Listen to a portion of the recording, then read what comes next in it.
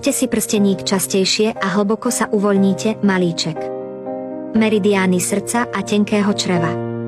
Tenké črevo riadi vstrebávanie, škriabte si malíček častejšie pre lepšie vstrebávanie. Škriabte si každý prst asi minútu.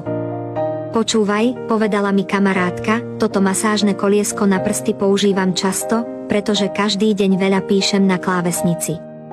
Niekedy sa mi prsty necítia dobre. Je to, ako by mali segmenty, môžete si takto škriabať tam a späť. Potom sa budete cítiť veľmi uvoľnene. Dokonca aj oblasť medzi palcom a ukazovákom sa niekedy cíti citlivejšia, správne. Stačí použiť toto masážne koliesko na prsty a zatlačiť. A takto ho otočiť. Budete sa cítiť neuveriteľne pohodlne, ak si tiež leštíte nechty, môže to byť užitočné. Je to veľmi užitočné. 5 prstov, 5 orgánov. Každý prst má iné akupunktúrne body.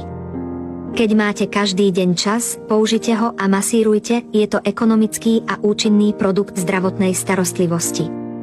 Chcete jemnú a hladkú pokožku? Najprv si naneste krém na ruky. Obzvlášť po domácich prácach alebo práci, ak máte boľavú a zapálenú pokožku, jednoducho ju takto masírujte.